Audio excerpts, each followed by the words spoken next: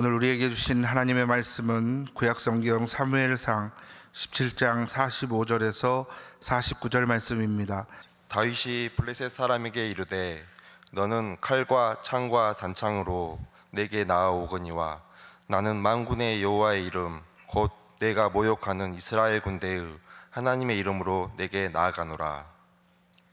오늘 여호와께서 너를 내 손에 넘기시리니 내가 너를 쳐서 내 목을 베고 블레셋 군대의 시체를 오늘 공중의 새와 땅의 들짐승에게 주어 온 땅으로 이스라엘의 하나님이 계신 줄 알게 하겠고 또 여호와의 구원하심이 칼과 창이 있지 아니함을 이 무리에게 알게 하리라. 전쟁은 여호와께 속한 것인즉 그가 너희를 우리 손에 넘기시리라. 블레셋 사람이 일어나 다윗에게로 마주 가까이 올 때에 다윗이 블레셋 사람을 향하여 빨리 달리며 손을 주머니에 넣어 돌을 가지고 물매로 던져 블레셋 사람의 이마를 치매 돌이 그의 이마에 박히니 땅에 엎드러지니라. 아멘. 2019년 한 해 동안 우리 아이들과 함께하는 주일 설교, 성경, 특별히 이스라엘의 역사 가운데서 하나님께 쓰임받았던 사람들을 계속해서 다루고 있습니다. 이번 주에 우리 아이들 여름 성경학교도 있지만 특별히 가정예배를 드리거나 또는 주일 오후쯤에는 아이들과 함께 모여서 오늘 교회에서 예배하면서 또는 공학 공부를 통해서 무엇을 배웠는지 한 번쯤은 나누어 볼 수 있어서 교회 교육이 교회에서만 이루어지는 것이 아니라 가정과 연계해서 더 많은 효과를 낼 수 있는, 그래서 우리 아이들이 대를 이어가면서 그 믿음의 분량을 갖춰갈 수 있도록 우리 함께 힘을 모아야 할 것입니다. 그래서 오늘은 지난주 이스라엘의 초대 왕으로 선택된 사울 기억하시죠? 시작은 좋았지만, 자, 시작은 좋았지만 그러면 끝은, 이렇게 질문할 수밖에 없습니다. 그리고 그 뒤를 이어서 선택된 다윗은 어떠했을까요? 오늘 본문 45절은 우리에게 이렇게 얘기합니다. 너는 칼과 단창으로 내게 나아오거니와 나는 만군의 여호와의 이름 곧 네가 모욕하는 이스라엘 군대의 하나님의 이름으로 내게 나아가노라. 분명히 다윗의 고백입니다. 그리고 블레셋을 향한 선언입니다.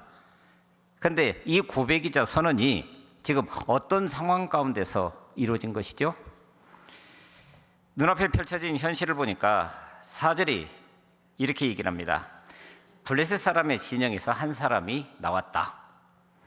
근데 그 이름은 골리앗이고 가드 사람이라. 그의 키는 6규빗 한 뼘이라. 대략 3m 정도 되는 거인족 속입니다. 근데 이어지는 5절부터 7절까지를 보면 그 무장이 또 엄청납니다. 머리에는 노트구를 썼고 몸에는 비늘 갑옷을 입었으니 그 갑옷의 무게가 놋 5,000세겔이며 그의 다리에는 놋 각반을 쳤고 어깨 사이에는 놋 단창을 메었으니 그 창자루는 배틀채 같고 창날은 1,600세겔이며 방패든 자가 앞서 행하니라. 완벽한 무장입니다. 그냥 한눈에 압도당할 수밖에 없는 큰 키로부터 그 갖춰진 무장을 보게 되면 그럴 수밖에 없다고 하는 거예요. 한마디로 위기입니다. 이스라엘은 블레셋과 한번 싸워보지도 못하고 두려움에 떨 수밖에 없는 것이 바로 오늘 성경 배경이라고 하는 거예요. 그런데 여러분 어떻습니까? 오늘 우리의 현실을 가만히 들여다보게 되면 이스라엘에게처럼 블레셋이 내세운 골리앗은 여전히 오늘 우리 앞에도 있더라는 거예요. 그 위기를 있는 그대로 보여주고 있다고 하는 겁니다. 요새 지금 핫 이슈가 뭐죠? 일본과의 무역 문제로 인해서. 근데 실체는 없는 것 같아 보이는데 뭔가가 심각하게 돌아가고 있다고 하는 거예요. 얼마 전까지만 해도 북한의 핵무기 그리고 미사일이 왔다 갔다 하면서 그것이 우리 가운데 하나의 공포가 된 적이 있었습니다. 두려움과 염려일 수밖에 없었습니다. 그런데 그런 경우에 만일에 오늘 우리도 그와 똑같은 힘을 가지고 있다고 한다면, 우리 기술이 그렇다고 한다면, 우리 경제력이 그렇다고 한다면, 우리의 전투력이 그렇다고 한다면 문제될 게 없겠죠. 같이 맞서보면 될 수 있는데. 그런데 여건이 그렇지 못하는 거예요. 그들은 그것을 가지고 있어서 골리앗처럼 우리 앞에 서 있고 오늘 우리는 빈손으로 여기 서 있는 것 같은 느낌으로, 이게 바로 우리의 현실이라고 하는 겁니다. 특별히 인간이라고 하는 것은 야생 동물의 기질을 가지고 있어서 내 힘을 믿고 남들과 싸우고 경쟁하면서 지금까지 살아왔습니다. 그래서 강한 자가 이기는 세상이 마치 정당한 세계처럼 그렇게 이야기를 했습니다. 그런데 정말 그게 전부일까요? 오늘 우리 앞에 서 있는 그 골리앗이라고 하는 것이 다윗에게와 마찬가지로 오늘 우리에게도 그게 전부일까요? 오늘 본문 45절 다윗은 이렇게 말합니다. 너는 칼과 단창으로 내게 나오거니와 나는 만군의 여호와의 이름 곧 네가 모욕하는 이스라엘 군대의 하나님의 이름으로 네게 나아간다. 여러분, 다윗이 몇 살이나 됐는데요? 이제 겨우 17, 18, 16 군대에 징집되지도 못할 그런 나이에 근데 전쟁터에 지금 있다라고 하는 거예요. 그런데 그 상황 속에서 왜 이스라엘 전체 백성들이 덜덜 떨면서 두려워 염려하고 근심하고 걱정하고 그 골리앗을 해결하지 못해서 전전긍긍하고 있는데 군대에 징집 대상도 안 되는 이 사람,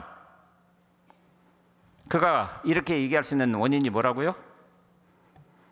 바로 하나님이 보여주시는 대로, 지금 내 눈으로 현실을 보는 것이 아니라 하나님이 보여주시는 대로 눈앞에 펼쳐진 현실을 보니까, 그러니까 요새 우리가 흔히 얘기하는 것처럼 관점의 차이가 거기에 드러나더라는 거예요.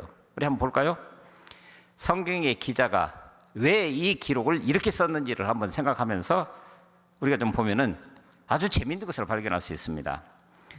먼저 본문의 출발 지점인 4절에 보면은 브리스 사람들의 진영에서 한 남자가 나왔습니다. 조금 전에 말씀드린 대로. 그런데 그를 가리켜서 성경 기자는 싸움을 돋우는 자가 왔다라고 기록하고 있습니다. 싸움을 돋우는 자가 왔다고요? 싸우는 장수가 아니라? 물론 당대의 전쟁은 양측에서 대표 장수가 나와서 서로 겨루어 이기는 쪽이 그 전쟁의 승리를 가져가는 것이 일반적이었지만, 그러나 전쟁은 양쪽이 팽팽하게 맞서서 싸우는 거예요. 근데 더더군다나 16절을 보게 되면은 40일을 조석으로 나와서 소리 질렀더라, 그렇게 기록합니다. 그 몸을 나타내면서. 여러분, 전쟁의 양상이 40일이면 굉장히 긴 전쟁입니다. 고대의 전쟁에서 보면 물론 그보다도 훨씬 더 긴 전쟁도 있었지만, 더군다나 지금 전쟁터는 엘라 골짜기 곧 이스라엘 땅입니다. 그렇다면 블레셋은 원정군입니다. 그들이 아무리 막강한 원정군이라고 할지라도 전쟁을 40일 동안 끌어가려고 한다면 보급로가 그만큼 갖춰져야 됩니다. 근데 그렇게 엄청난 장수를 가지고 있음에도 불구하고 40일 동안 몸만 드러내면서 소리만 지르고 들어가고 나오고 이런단 말이에요. 41절 드디어 골리앗과 다윗이 맞섭니다. 블레셋 사람이 방패 든 사람을 앞세우고, 보십시오, 한 주먹감도 안 되는 어린 애를 두고 42절은 이렇게 얘기를 합니다. 이는 그가 젊고 붉고 용모가 아름다움이라. 뭡니까? 머리에 피도 안 마른 게 나온 거예요 지금 골리앗이 보기에는. 근데 그런 어린 아이를 상대로 해서 전쟁을 하는데 방패 든 사람까지 앞세우고 그리고 나왔다고요? 그리고 43절 네가 나를 개로 여기고 막대기를 가지고 내게 나왔느냐? 다윗이 손에 든 그 막대기를 보자마자 왜 하필 그것을 개로 표현을 했을까? 개로 여겼다고요? 그래서 다윗과 골리앗이라고 하는 것은 현대 경영학이나 기타 처세술이나 기타 심리학 모든 분야에서 한 번씩은 다 다루는 영역인데, 심리학에서는 이것을 가리켜서 골리앗은 처음부터 개의 자화상을 가지고 있었다, 이렇게 평가를 합니다. 그러니까 그는 개의 자화상. 그러면 몽둥이 앞에 개는 어떤 상황입니까? 그러니까 두려워해야 할 대상이 아니라, 그러니 하나님의 눈으로 보여주시는 대로 지금 눈앞에 펼쳐진 현실을 보니까 다윗의 입장에서 결론, 허우대만 거대했지 저거 별거 아니다. 지금 눈앞에 펼쳐진 현실을 있는 그대로 볼 수 있는 믿음의 눈이 그에게 있었다라고 하는 거예요. 그래서 47절 여호와의 구원하심이 칼과 창에 있지 않냐면 이 무리에게 알게 하리라. 전쟁은 여호와께 속한 것이라고 다시 선언하고 있는 걸 보게 됩니다. 다시 한번 볼까요? 골리앗 40일간 이스라엘 백성들에게 욕이란 욕은 다 하고 또 능욕하고 조롱하고 40일간 욕을 먹었다고 한다면 아마 이 세상에서 존재하는 욕이란 욕은 아마 다 들었을 겁니다. 그러니 이스라엘 백성은 나가서 맞서 싸울 수도 없고 심한 두려움과 좌절에 빠질 수밖에 없었겠죠. 그런데 다윗 말씀드렸습니다. 16, 17, 18 아버지의 심부름으로 전쟁터에 형에게 보급품을 가져다 주기 위해서 또 형을 관장하고 있는 지휘관들에게 약간의 선물을 함으로 우리 아들 이런 거. 그런데 그 전쟁터에서 골리앗이 이스라엘 백성을 모욕하는 소리를 듣습니다. 그런 두려워하기는커녕 오히려 더욱 담대한 확신 가운데서 골리앗을 향해서 나아갔다라고 하는 거예요. 어디서 나오는 힘일까요? 그저 자만심입니까? 그 소리를 들은 사울 왕은 다윗을 불러서 왕의 투구, 갑옷, 칼 입혀봅니다. 거추장스럽죠. 그러자 다윗은 사울의 방식을 전쟁터에 나갈 때는 이래야 한다라고 하는 정령을 거절하고 실제적으로 싸울 수 있는 방법을 택했다라고 하는 거예요. 이것이 다윗의 승리 비결이라고 말합니다.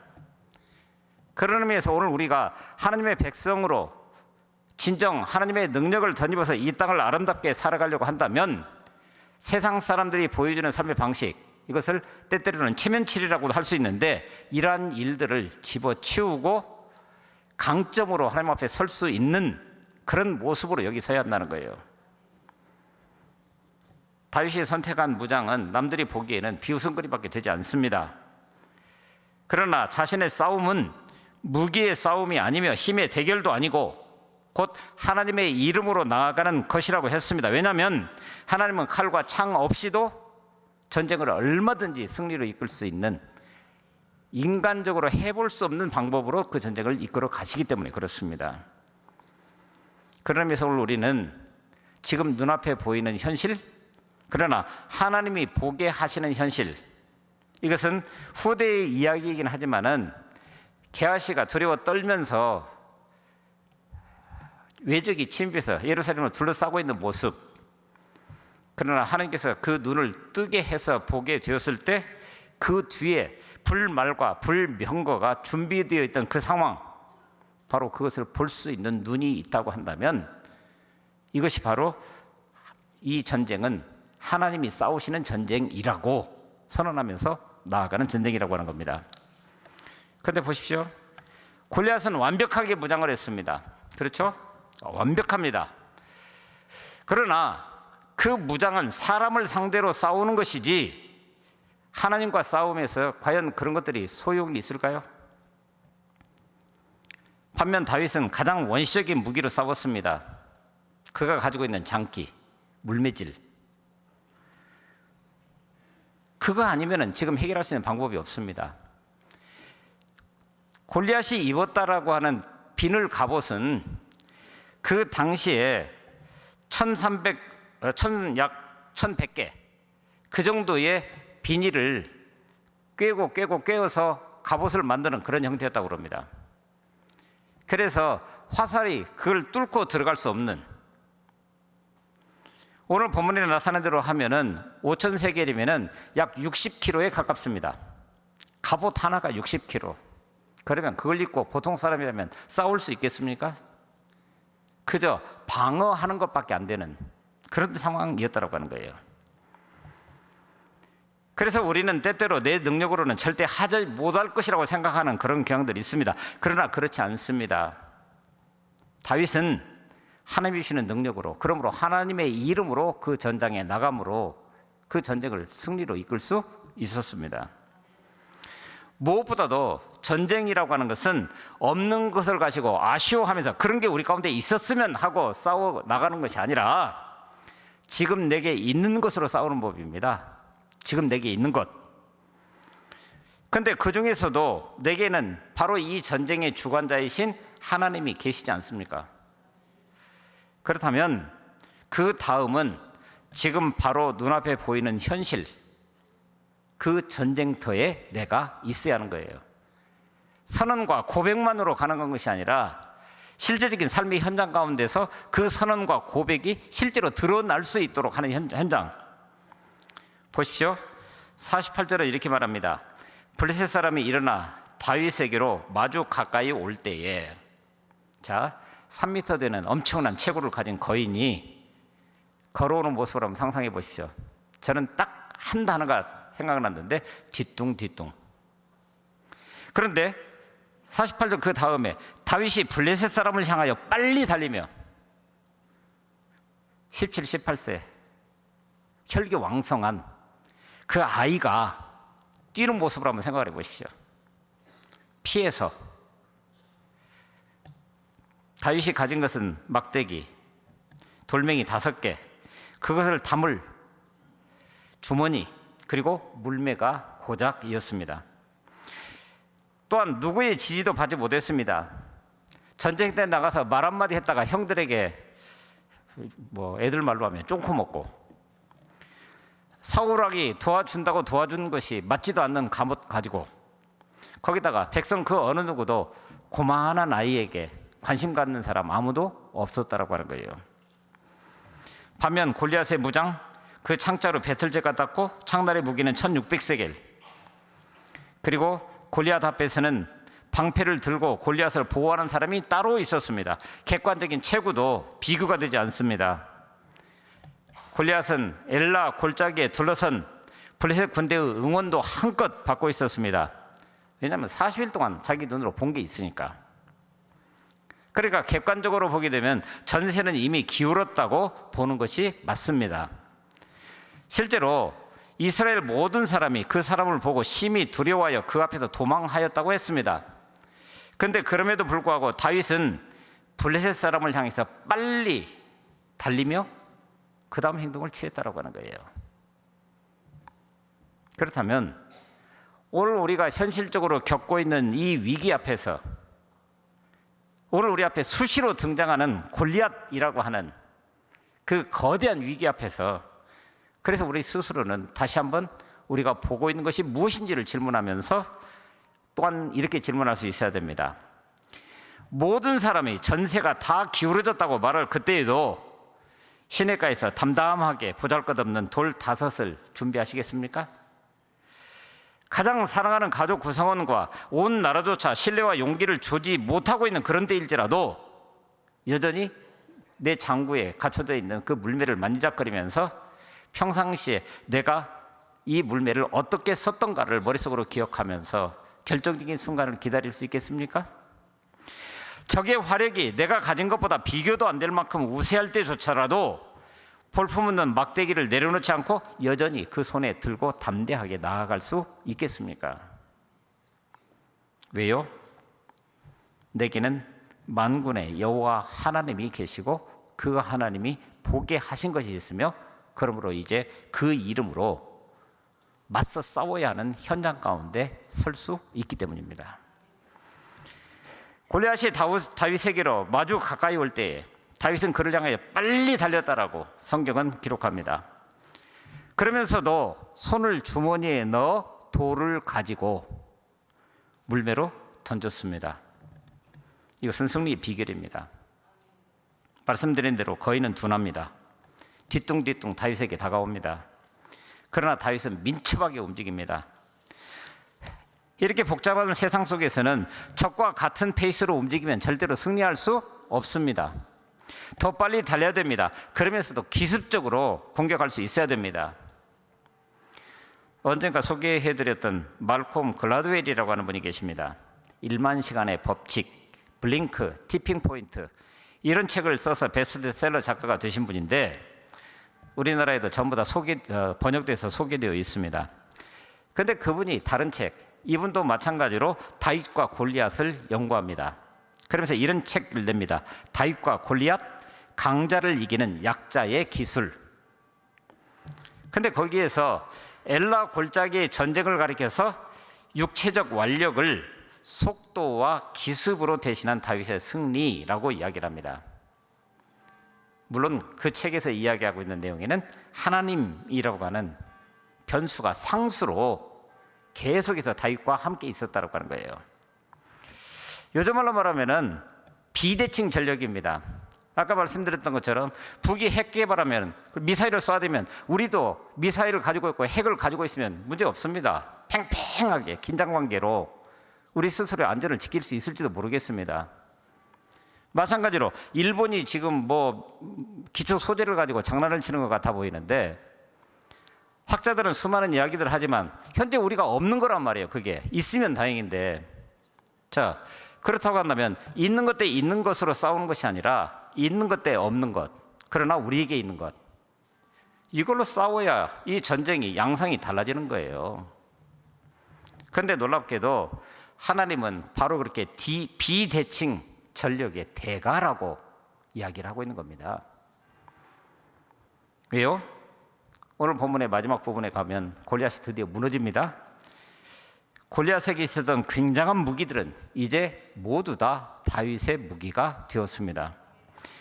다윗은 골리앗이 당당하게 차고 있었던 그 칼로 그의 목을 잘랐습니다. 목동 다윗은 나에게 칼이 없어도 상대방의 칼이 있는 거예요. 그래서 상대방의 칼로 상대방을 이길 수 있다고 하는 것을 우리에게 있는 그대로 보여주었습니다. 여러분, 오늘 우리는 내 눈앞에 선 골리앗의 화려한 무기와 그가 가지고 있는 장점을 부러워할 이유 하나도 없습니다.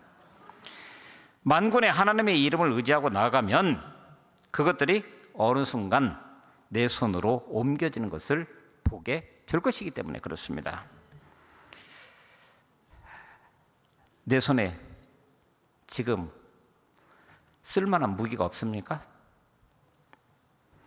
아니, 있었죠. 저들의 손에 있는 칼이 내 손으로 올 때까지 현재 내가 가진 막대기, 돌멩이 5개, 그것을 담을 주머니, 그리고 그 물매.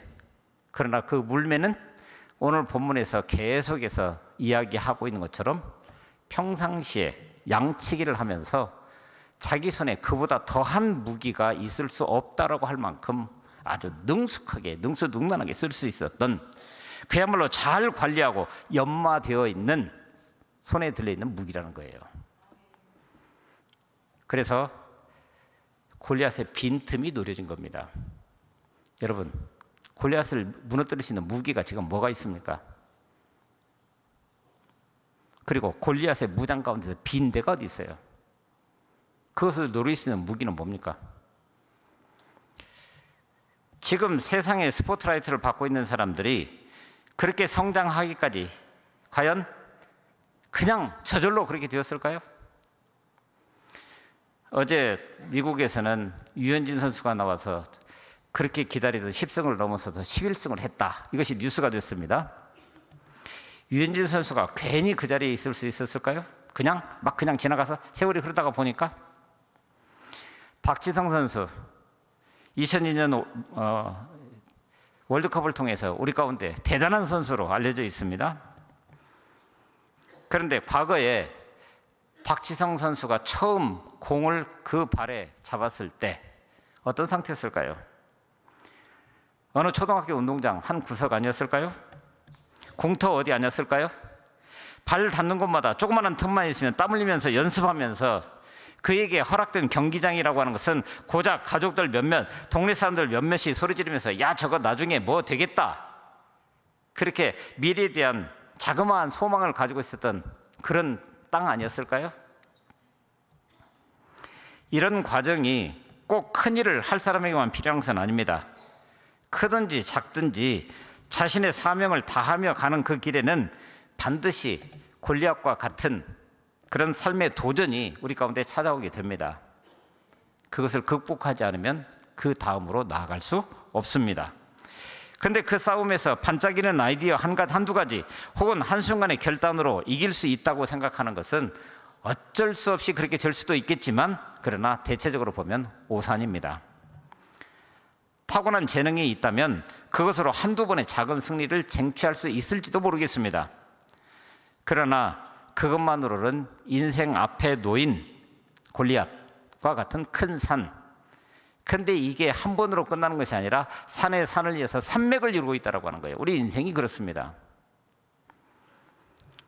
결국 우리의 삶이 궁극적인 승리에 도달하고자 한다면 오랜 세월, 그래서 평상시에 하는 것처럼 그 입에서 하나님의 이름으로 나아간다라고 하는, 결국 오랜 세월 하나님과 깊이 동행하는 가운데 연단되어 온 그 믿음이 그를 승리로 이끌었다고 하는 것을 기억해야 한다고 하는 거예요. 1세기 초대 교회의 문서들을 살펴보던 한 신학자가 많은 그리스도인들의 이름 앞에 티테디오스라고 하는 별칭이 붙어 있는 것을 발견하게 됐습니다. 바울도 그냥 바울이 아니라 티테디오스 바울, 요한도 그냥 요한이라고 부르지 않고 티테디오스 요한이라고 불렀다는 거예요.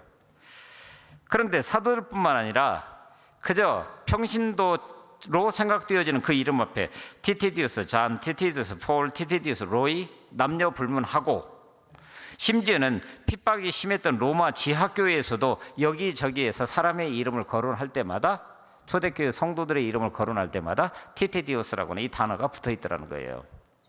티테디오스, 결코 염려하지 않는 사람, 이런 뜻이랍니다. 초대교회의 대부분들의 사람들이 가난했고 상당수가 당대의 노예였습니다. 또한 여성도의 비율이 훨씬 높은 만큼 그야말로 그 사회에서는 소외된 사람들이 대부분이었습니다. 그러니 세상적으로 보면 그들의 삶에 무슨 인간적인 소망이 있고 무슨 인간적인 기쁨을 그 자리에서 찾을 수 있겠습니까? 더더군다나 자신의 목숨을 구하기 위해서 예수 믿는다는 것 한 가지 때문에 환난과 핍박 속에서 집 빼앗기고 재산 약탈당하고 이리저리 피하다가 카타콤, 지하 무덤입니다. 거기에 가서야 겨우 안식을 찾을 수밖에 없는 이런 사람들. 하지만 그 순간에 그들은 예수 그리스도의 십자가로 인해서 내가 구원받았다라고 하는 이거. 그래서 우리는 이 세상 어떤 상황과 형편 가운데서도 그 예수 안에 있으므로 결코 염려하지 않는 사람이라고, 그렇게 서로 고백하는 증표로 티테디오스라고 자기를 소개했다라고 하는 거예요. 때로는 순교하기까지 그렇게 살았습니다. 그러므로 그들은 자기들이 종사하는 모든 생업을 통해서, 자기들이 몸담고 있는 가정을 통해서 복음을 있는 그대로 삶으로 살아낸 사람들이라는 거예요. 그래서 이런 성도들 모습을 볼 때 믿지 않는 사람들 묻습니다. 도대체 너에게 그런 기쁨과 감격을 갖게 해주는 비결이 무엇이냐? 그럴 때마다 그들은 이렇게 간증합니다. 예수 그리스도에 대한 믿음 때문입니다. 그리스도인의 삶을 통해서 할 수 있는 것, 자, 저와 여러분들입니다. 우리의 심령 가운데 자리라는 게 있어요. 믿음의 자리이자 그것은 염려와 근심의 자리일 수 있습니다. 그래서 우리의 마음이 100%라고 할 때 믿음이 100%로 꽉 차 있으면 근심, 염려가 들어갈 구멍이 없습니다. 그러나 믿음이 50%를 차지하고 있어서 적당히 양다리를 걸치고 이러고 있다고 한다면 나머지 50%는 믿음은 가지고 있어도 믿음 아닌 다른 것으로, 그게 뭡니까? 우리 앞에 나타나는 골리앗이에요. 바로 근심과 염려로 가득 찰 수밖에 없는 그런 것입니다. 그래서 염려라고 하는 말이 성경 원문에서 메림나오라고 하는 걸 쓰는데, 이 단어 뜻 자체가 마음이 두 개로 갈라지다, 그런 뜻이에요. 여러분, 오늘 우리의 마음은 어떻습니까? 한 마음입니까? 아니면 갈라진 마음입니까?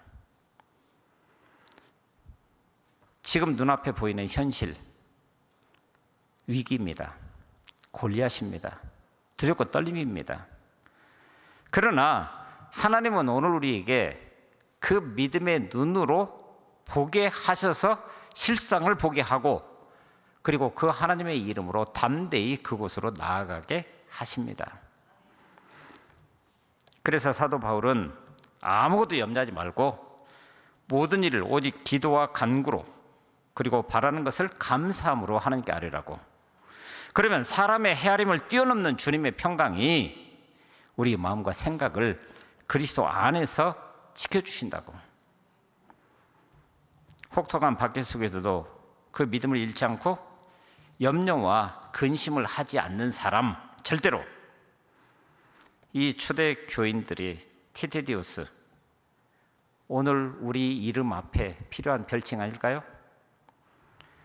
오늘 우리는 열심히 기도하는데 응답되지 않아서 실망하고 계시는 분들 계십니까? 그래서 자꾸 우리의 눈이 세상을 향해서 두려움과 근심으로 가득 차 있고 해결되지 않는 것으로 인해서 미래에 대한 소망을 찾지 못하고 계시는 분들 계십니까? 혹시 열심히 신앙생활을 하는데 삶은 나아지지 않고 여전히 답답한 상황이어도 상황에 지금 처해 있어서 해결책을 못 찾고 계시는 분들 계십니까? 바로 그 자리가 다시 한번 우리의 시선을 주님 앞으로 옮겨야 되는 시간이라는 거 하는 거예요. 그래서 기도하면서 주님을 바라볼 수 있어야 되는데 그 기도라고 하는 것이 내가 원하는 것을 하나님께 얻어내는 것이 아니라 나를 사랑하시는 하나님을 믿고 그분께 내가 나아가는 사랑의 관계인 거예요. 왜 기도합니까? 우리 기도를 들으시는 분이 있으니까 기도하는 거 아니에요. 그러니까 기도의 자리에 선다라고 하는 것은 바로 오늘 우리를 누구보다도 잘 아시는 나의 아버지, 그분과의 관계를 새롭게 하는 시간이라고 하는 겁니다. 이것이 바로 주님의 이름으로 나아가는 인생이고 주님의 이름으로 나아가는 능력입니다. 오늘 우리의 눈으로 인생을 바라보며 낙심하지 말고 오늘 우리를 여전히 택하신 그대로 사랑하시는 하나님을 믿고 끝까지 인내하면서 자신에 대해서는 가난한 마음으로 하나님에 대해서는 부유한 생각으로 경건의 능력과 하늘의 복을 누리는 그런 믿음의 사람으로 여기 서야 합니다. 그래서 의도적으로라도 오늘 우리 이름 앞에 티티디우스 누구? 티티디우스 목사 홍성호. 목사라는 타이틀을 버릴 수는 없겠지만 왜? 오늘 저를 이 자리에 보내주신 부르신 분이 그분이시니까. 그러나 오늘 우리는 이 세상에서 자신에게 주어진 그 어떤 일들을 감당해 가면서 염려하고 근심하지 않을 수 없습니다. 눈에 보여지는 것이 있기 때문에 그렇습니다. 그러나 티테디우스, 우리는 결코 염려하지 않는 사람입니다. 그런 믿음의 별칭을 붙이고 그러므로 이제는 나의 하나님, 나의 아버지, 그 이름으로 우리 인생을 향해서 나아가는 귀한 은혜가 우리 가운데 늘 충만할 수 있기를 간절히 바랍니다.